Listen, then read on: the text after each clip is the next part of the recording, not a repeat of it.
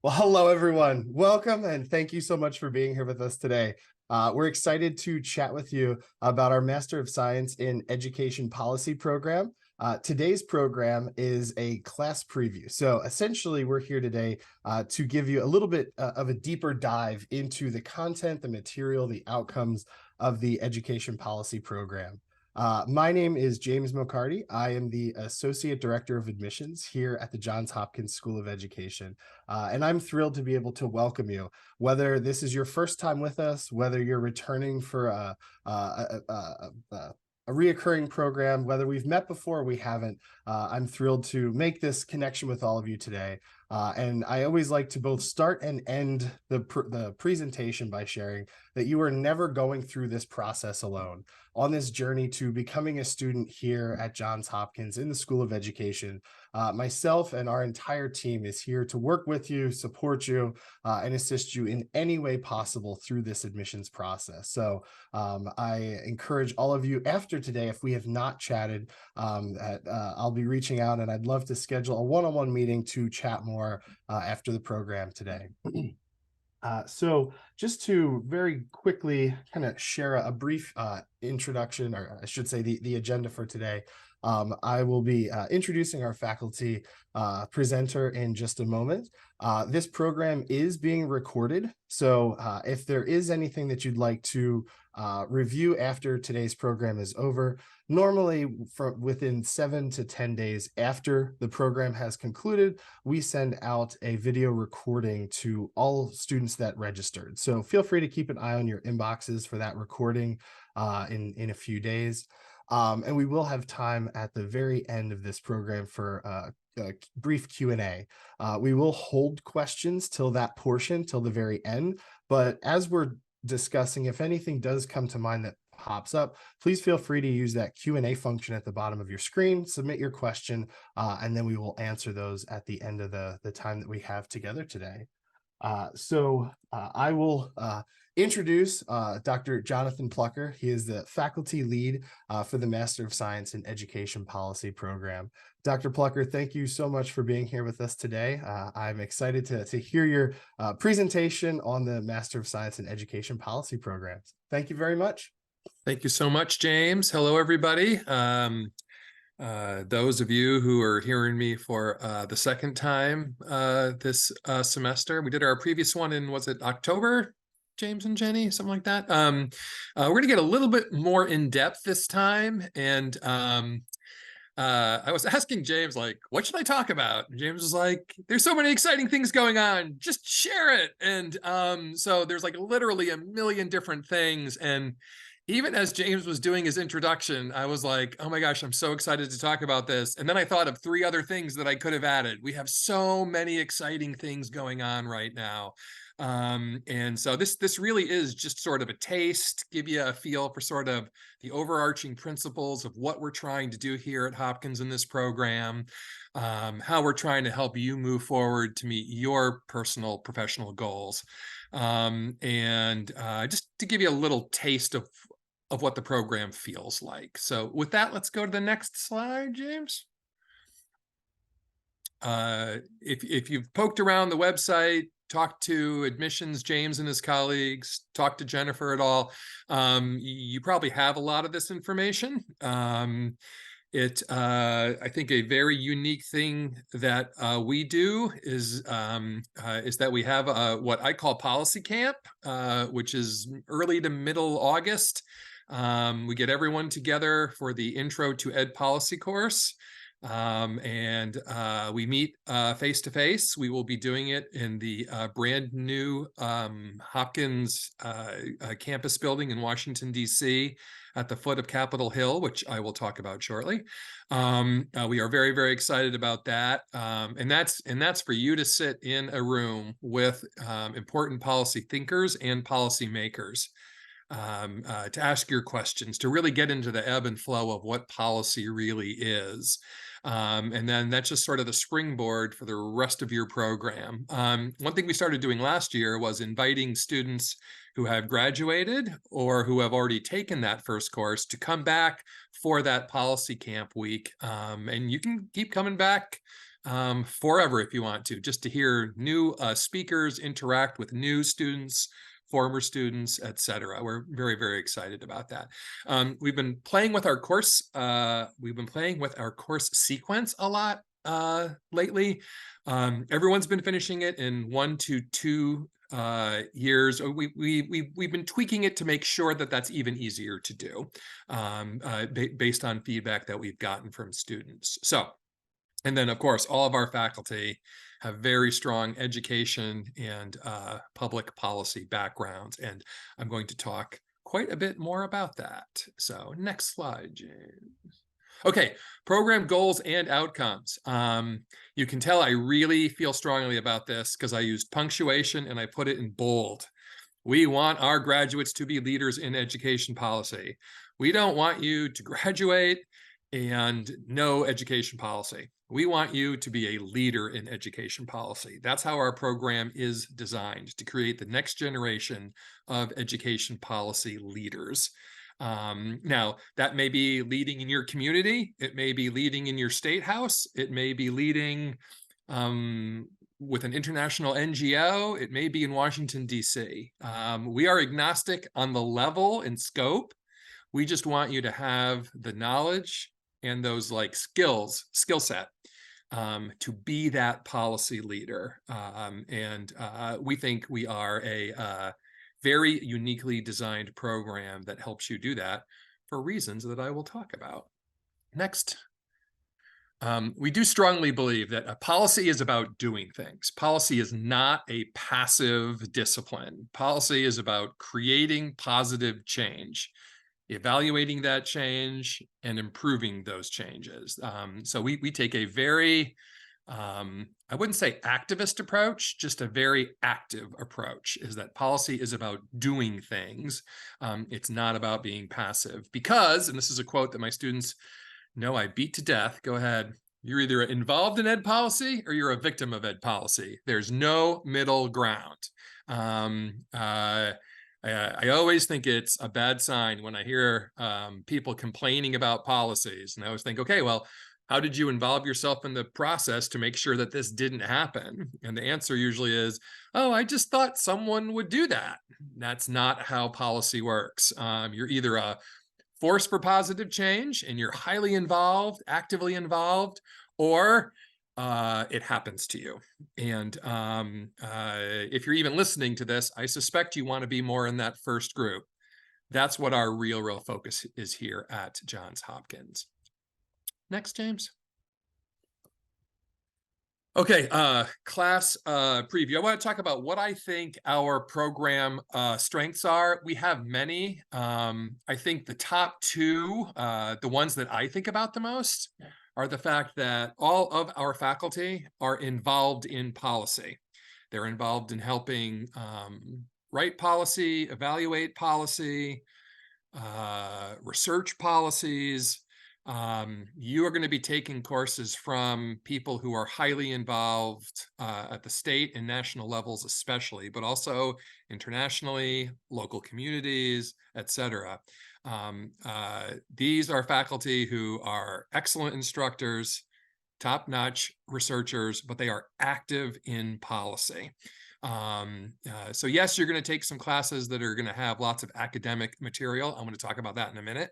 But there really is this focus on how do we create positive change now, not even when you graduate, like now. How do we do it while you're taking these courses?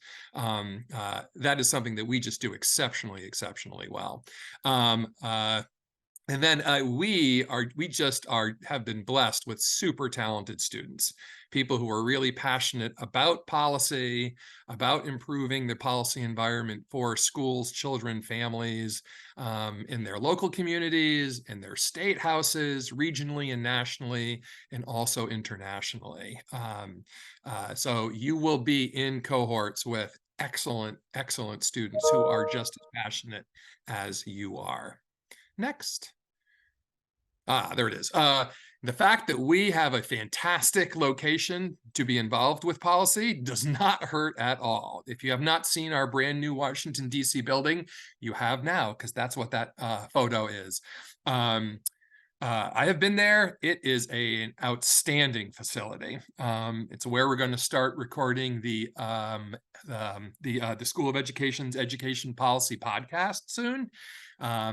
Just a world-class facility, and it is literally about at most a 5-minute walk from Capitol Hill. If you're coming down from Capitol Hill, it is literally downhill, so it's faster than 5 minutes. Up in August, I want to be honest with you. That's going to be a long 5-minute walk, as it gets sweaty in Washington D.C. But it is just a fantastic location. Baltimore is also a fantastic location. In Baltimore, I figured once, you're within a fairly easy drive of like 5 or 6 state capitals. Just being right there in Baltimore.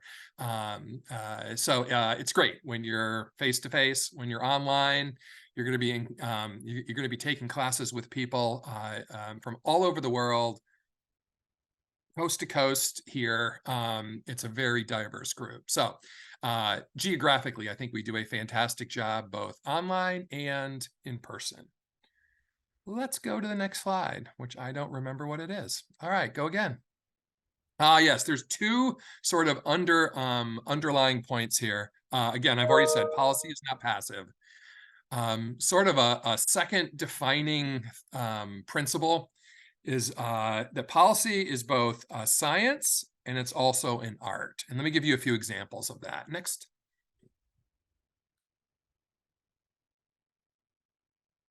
The science is taking courses with us and just understanding what we do and don't know about effective education policy. People have been studying education policy, trying to craft education policy for a long, long, long time. What have we learned? What have we learned about what we should be doing? What do we learn about what works, what doesn't work?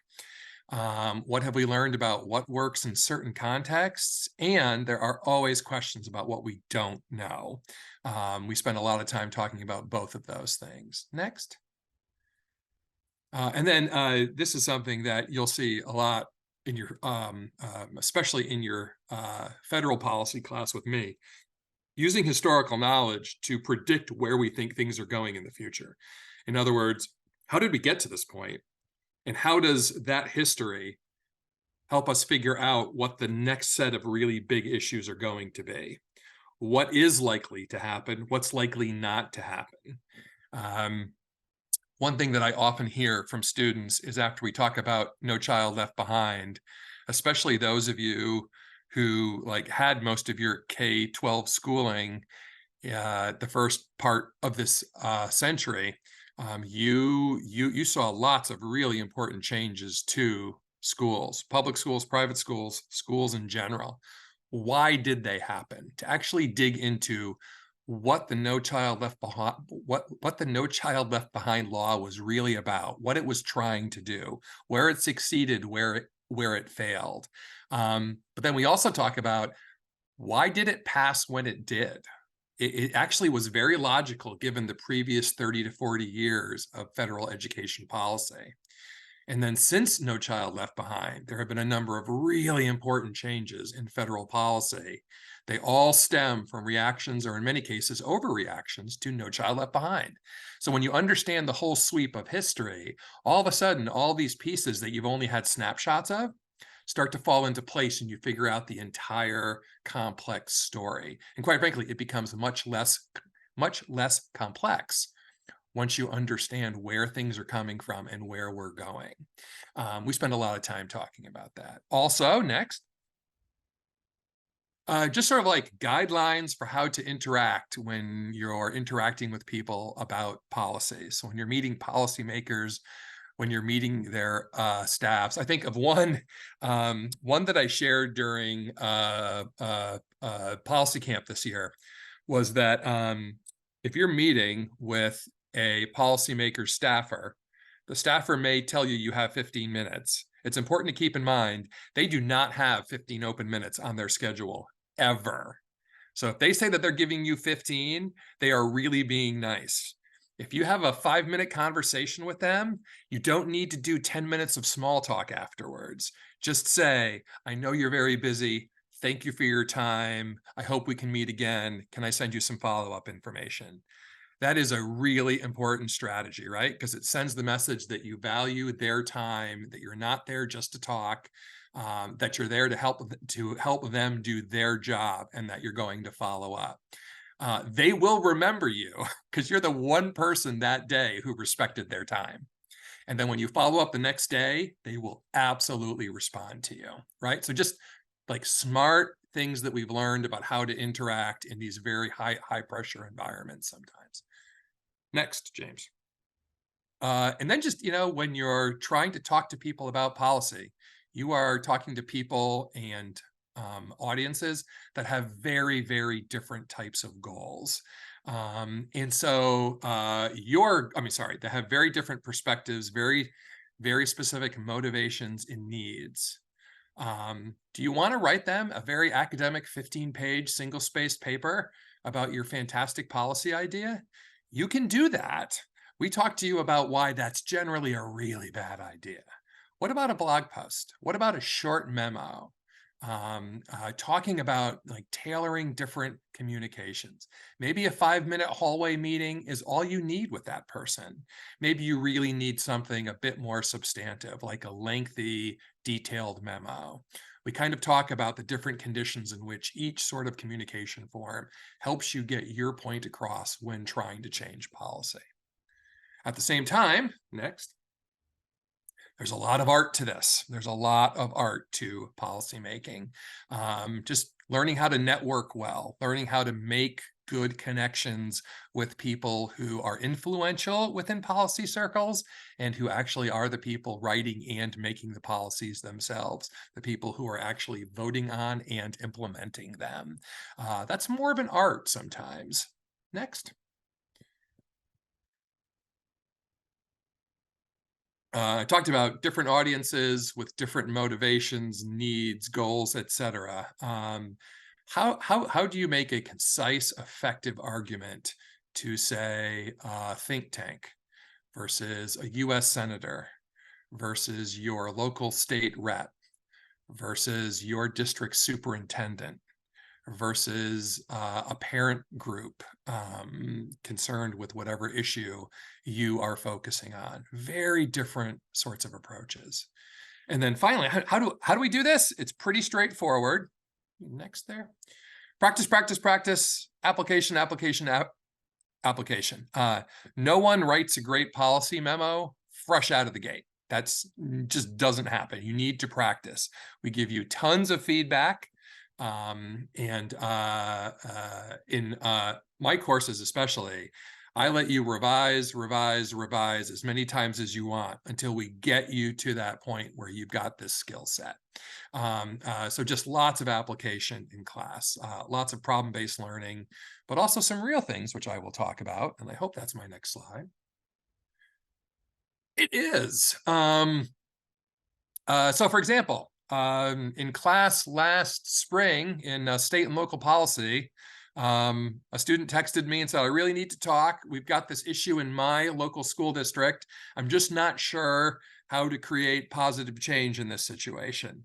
So we got on Zoom, we talked through strategies. I connected her with people who have a lot of experience in this area. And she worked with other parents and they organized and they got the school board to totally overturn, and actually not only overturn the policy that they thought was unhelpful, but to actually propose one that would help everyone involved meet the original intent of the first not so great policy, but in a way that worked for almost everybody. It was a win-win. That's what we're always looking for in policy. Next, another example. There was a student in a very purple state, actually, who was just upset at the lack of support that she saw for teachers. She was sort of a teacher leader in her school district. And we talked about how you get meetings with your state representatives, state senators, how you prepare for that meeting, what you send them beforehand, how you follow up afterwards. She was able to get her state senator especially to kind of moderate his views about how we should be supporting teachers right now, because she did really direct, smart outreach. We thought that was awesome. Next one should be a state level example out west. There is one state, it rhymes with Arizona, that has a state constitutional limit on school funding. It's not indexed to inflation, and I believe it was done in 1977, 1978. So you can imagine it is a very low cap that makes no sense anymore. Every year it comes down to the last possible second. Her state passes. It has to pass by like 2/3, I think, which is always difficult. They have to pass a compromise funding bill that goes over that cap. It is very difficult to plan long term when you don't know what your budget is going to be the very next year. She's tired of it. She has been reading about it forever. She's frustrated. She's a parent of school-aged children herself. So she's like, I want to work on a class project where I help fix this problem. How do I do that? We connected her with people that we know within her state who are experts. And they have been crafting sort of a policy change, policy awareness campaign that is going to try to help change policymakers' minds about, essentially doing a constitutional amendment there. Her big presentation is next week. I'm actually super excited to see what their plan is, because I think it's really going to be received positively in this fairly large state. Next, I think there's one more here. Well, we have several students serving as graduate assistants, research assistants for me and my colleagues on all the different types of policy studies that we're doing. I should say, I tried to come up with examples here that were like local, state, federal sorts of things. I could have provided a couple dozen more examples like this. This is something that we really, really emphasize in the program. Again, not waiting to become policy leaders and policy change agents until after you graduate, but like doing it as you're learning about policy, we think is really important. Next. Okay, good. I'm going to give you two more fairly quick examples. This is what an actual course, an online course, looks like in Canvas, which is the system we use. So this is a session I put together on the U.S. Secretary of Education and the U.S. Department of Education. What they do, what they don't do, what they're constitutionally allowed to do and not allowed to do, controversies surrounding them, etc. You come into the first page and you get something that looks exactly like this. Exactly like this. An overview, the major objectives. Pretty straightforward. Then you go to the next page. Next, James. And you get to watch me or some other faculty member do most of my lectures. I try to keep to 10 to 15 minutes, just really hitting the high points, the major things that I think that you should know. Usually sharing a story about something that happened, whatever that topic is, and what I learned from it. And then go to the next one. It should be, yes. This is a great example. We bring in recordings of sort of guest speakers, guest interviews as often as we can. For this topic, it was pretty easy. We knew the most recent Secretary of Education. And so we asked Dr. King if he would give us 15 or 20 minutes. I think we ended up talking for closer to a half hour, or no, it was 16 minutes. Yeah, so about 15 to 20 minutes about what it's like to be Secretary of Education, about various controversies that they had to deal with. Hopkins faculty have all these connections, and we really bring our networks into the classroom so that you can benefit from these perspectives too.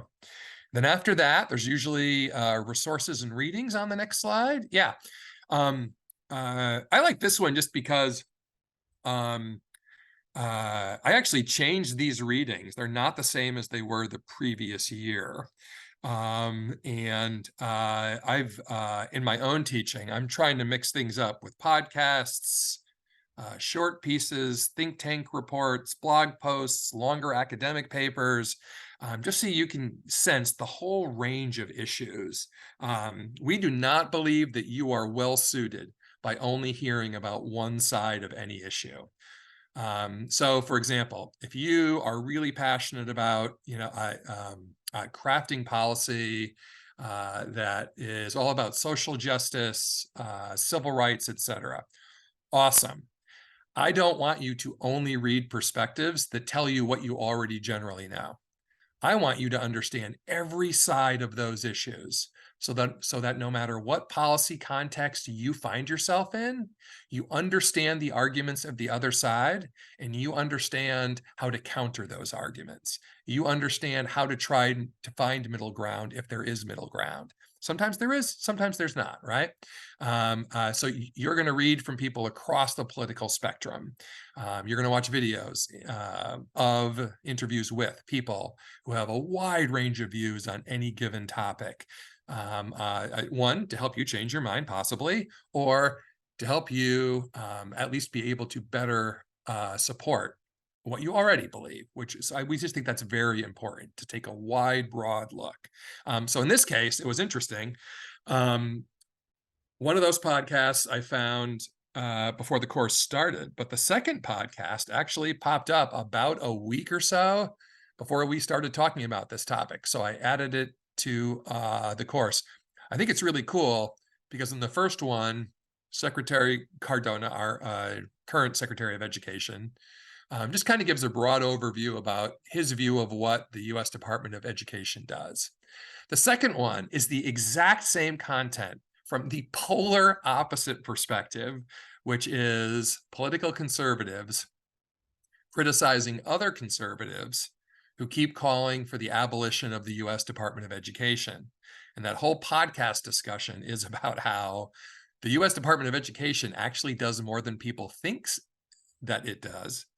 And a lot of those things are congressionally mandated. So if you get rid of the US Department of Education, a lot of that work has to continue somewhere else. Does it really make sense to talk about it? So in both cases, you are talking about what the US Department of Education can and should do, can't and shouldn't do, but it's from literally 180-degree different parts of that political spectrum. So you get to triangulate all these different perspectives. That's what we often try to do here. Rather than giving you one perspective, try to give you the whole sort of gestalt of it so that you can think about it in different ways. Next. Then we almost always have activities and things like that for this one. This was probably my favorite discussion that we have had this semester, a chain-linked discussion. You have that starting question there. The first person who jumps in answers that question, but then they have to ask two questions at the end of theirs. Actually, it doesn't say two. I think it just says one. Everyone asked two for some reason. And so then they offer two new questions related to this topic. And it's fascinating to see where people take the entire discussion. Just as everyone learns from each other. It was just a lot of fun. All right, next, I think I wanted to give you one more example. Okay, I'm gonna give you one more example of kind of how faculty bring their own work into the program and the various opportunities that creates from you. And this is a personal example for me. I could do it for Dr. Richard Lofton and his Baltimore, very, very student-centered work.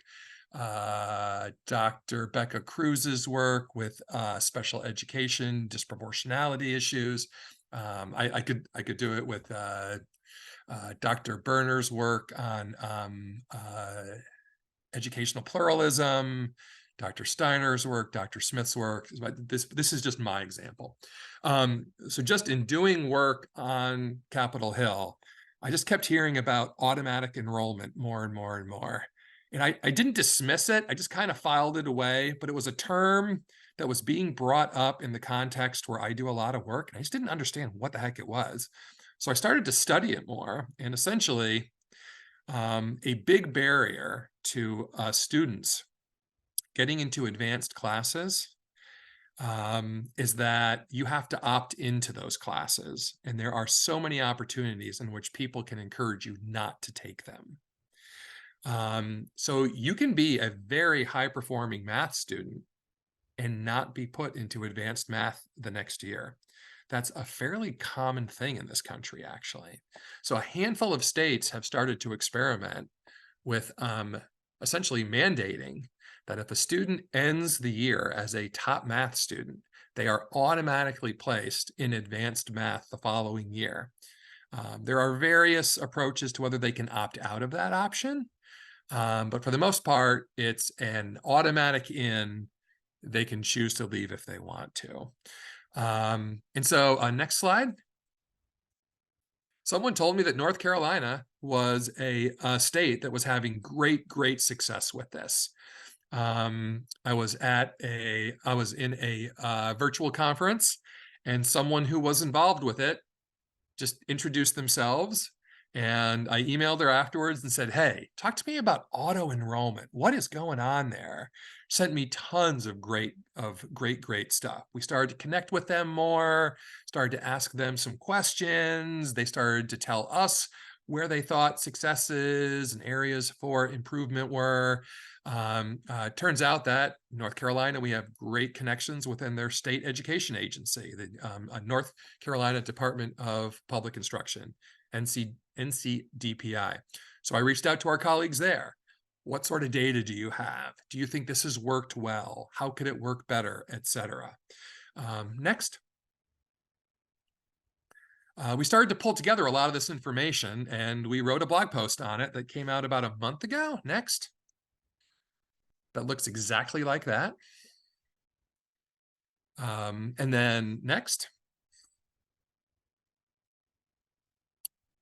As that blog post got pushed out and we started to talk to people about it, we had other people start to contact us, Twitter, Facebook, Instagram, email, you name it, LinkedIn, saying, ooh, we've been experimenting with this too.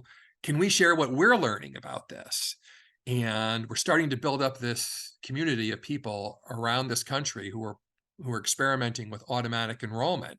It's starting to gain momentum. It actually just happened to me yesterday as I was flying home from South Carolina, where I was doing work. Someone did a study of students in Arkansas that I thought was really compelling. It was another piece of the puzzle of what we're trying to learn about this. Really exciting. So next.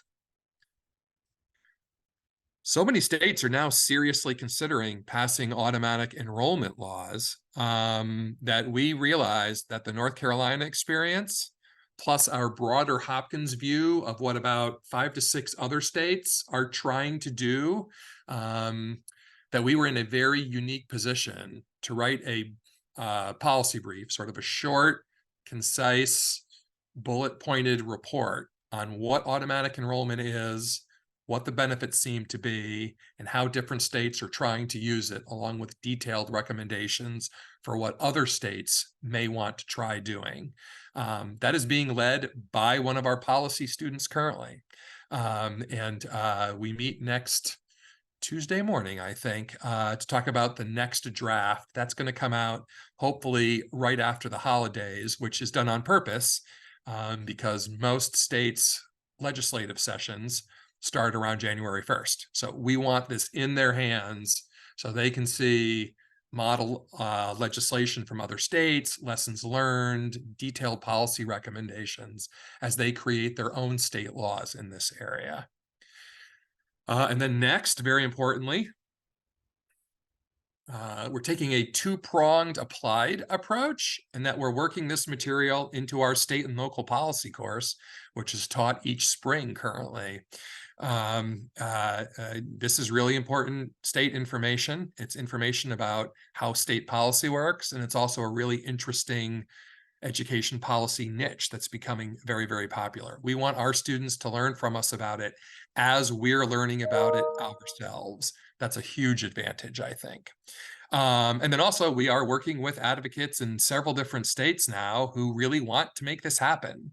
They've asked us to help them prepare the legislation. They've asked us to come and testify when the time is right, et cetera. All of that experience we're working back into our courses and projects too. And then finally, we get back to the beginning, and now we have a much larger community of people who are savvy about this policy, who are interested in this policy, who are studying it carefully, who are sensitive to it. And we're going to keep doing this process. We're going to keep connecting with states where it's sort of taking off. The next state, quite frankly, is Texas, probably. Texas's new law was passed this past summer. It gets implemented next academic year. Several school districts think it's kind of a low-hanging fruit, and they're already starting to do it, even though the law doesn't require them to yet. People are collecting data. We want to know what they're learning here. And then we're going to do more publications and more outreach, et cetera. Work it into our courses. Again, so that as we learn about this, our students learn about it, and can be part of these activities. So that's pretty much it. I threw a ton of examples at you, James. I think we have the Q&A slide should be next. Very good. And I look forward to your questions here. Thank you so much, Dr. Plucker. That was phenomenal. I appreciate all that information on not only just the ed policy program, but also the work that you and our students are doing, and what prospective students can look forward to as being a member of this program. So thank you for everything. For all of our attendees, yes, please feel free to post any questions that you might have in that Q&A section, and I'll read those out and have Dr. Plucker answer those here in just a moment. I guess if I can kind of kick things off, Dr. Plucker, a question that I get a lot, and I know that this is probably a long and potentially, I would say, impossible question to answer, but with the scope of our ed policy program, students, I think, are entering with a number of different interests in positions within education policy. As far as after a student is completed with our program, would you say that there are specific career opportunities that kind of open to them? And if so, what might those look like after a student finishes our program? Yeah, that's a fantastic question. It is hard to answer just because there's such a wide range of policy positions out there. Few of our graduates work for advocacy organizations, some work for think tanks, some go into government, some do those things and go on for a doctorate, some go straight on to a doctorate. There really is a wide range. And people do those things at like the local community level, at the state level, regional and national level. So it really is kind of hard to answer just because there's so many possibilities. Now, something we're really putting a lot of time into this year, a ton of time, is to really make sure that we're finding the best possible internship possibilities for both our current students and graduates of the program. Most of those internships tend to be really good pathways into full-time positions, if that's what people are looking for. Several of our students have had a really good success with sort of high-quality internships, pretty close to what they think they want to do. Try it on for size, it goes great, they get offered a full-time position. That happens fairly frequently, actually, which is great to see. We're trying to really increase the breadth of those types of positions so that people have lots of different things to sort of experiment with on that internship side. Just so you can try stuff out. You may think, oh, I really want to work for a think tank, and then you do an internship there and go, great experience, no thank you, right? that happens, and that's good, right? Because you have totally learned about it. Or maybe you think, I really am not on the community organizing thing, but you do an internship there for 2 or 3 months and realize, wow, I'm really passionate about this actually. So that's something that I think we do well. And again, having a good national network really allows us to help you find those sorts of internships. So it's not a difficult question. It's a complex question. We don't fear complex questions. So Love it. Love it. Thank you, Dr. Plucker. I will digress just for a moment to move on to the next slide, just to share contact information for both myself and Jennifer Fordham. Jenny is the academic program coordinator for the Ed Policy program. So we will still answer questions, but I wanted to move forward just so you had a moment to jot down our contact information to follow up with anyone that would like to. Dr. Plucker, Kayla said, thank you. You mentioned a lot is focused on K to 12. Are there any elements of higher education policy that are covered in this program in regards to public universities? it's a very good and important question, Kayla. We are a primarily K-12 focused program. We're having serious discussions about adding a higher education track to it, but that will not happen for next year. So if your interest is more higher education policy focused, this probably is not the best fit for you at this time. In a couple of years, probably, but not right now. Thank you, Dr. Plucker. Next, from Jacob. Jacob says, thank you for the fantastic presentation. My question is this considered a full-time program? And if so, is there a part-time option for educators who are currently employed full-time as well? There are both full-time and part-time options. I would say the mix, Jenny, correct me if I'm wrong here, about 2/3 part-time this time around, the current cohort. Yep, that's right. Yep. Our percentage of full-time people is growing. The plan, because of the new DC facility especially, is to have a full-time in-person cohort eventually. I don't think that will happen for next year, but there will always be part-time options and full-time options. And even when we start to go to add that in-person track, we will still have the virtual program too. So we're going to be adding options as opposed to switching options, if that makes sense. Yes, no, definitely part-time, full-time. We have ways to make that work. So yeah, absolutely. Absolutely. Thank you. Ashley says, great presentation. Thank you. I'm very interested in the possibility to become more involved in research and policy work while completing this program. Do faculty members typically announce those opportunities as they come, or should students share their personal interest in becoming more involved? That is a great question, Ashley. The answer isn't going to surprise you. It's kind of both.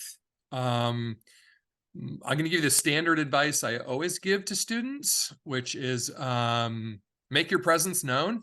Life is a contact sport. You got to get in there and do it. And again, policy is about doing stuff. You could sit back and wait for faculty to come to you to say, hey, I have these opportunities. Faculty do that all the time. That said, the students who get most involved are the ones who go, oh, I really like this professor's work. I wonder if there's something cool here. And they contact the professor and say, I would really like to work with you. I think the latter is always better because it just gets you involved sooner. And sometimes there are opportunities coming down the pike. Why wait a month for them to be solidified and announced when you can jump in sort of before the ground floor is even built and be one of the people who the professor has already identified as a great team member. But again, this semester alone, gosh, I bet you at least a third of the students are working with various professors on their projects, myself included. And and I'd say about half the time it's professors going to the students, and about half the time it's students contacting and saying, "Hey, I'm really interested in, special education policy, Dr. Cruz. I think your work is really cool. And is there a way that I can help?" Those students immediately got involved within like a month of starting the program. That's awesome. You don't find that in a lot of places, to be frank. So I think that's something that we do very well. So throw yourself into it. Absolutely. Thank you, Dr. Plucker. I love that motto. Life is a contact sport. I think I'm gonna start using that more regularly. And that is a perfect segue. We don't have any more questions. Students, if you do have questions, feel free to post them. But perfect segue because we want to have contact with you. So stay connected. Again, you have the contact information on your screen for both myself and Miss Jennifer Fordham. I will, as I shared, I'll be sending a follow-up message to all of you that attended today. I would love to get connected with you at some time in the near future. I realize with the holidays coming up, schedules can get a little tricky, but feel free to reach out, stay connected, and remember that we are all here working with you and supporting you through every step of this journey, from admission all the way through to graduation and beyond. You are never ever going through this journey alone. So please feel free to stay connected. Thank you so much to Dr. Plucker, to Ms. Jennifer Fordham for being here with us today to chat a little bit about the education policy program. Thank you, students. We look forward to chatting again more in the near future, and have a wonderful and happy holiday season, everyone. Take care. Bye-bye.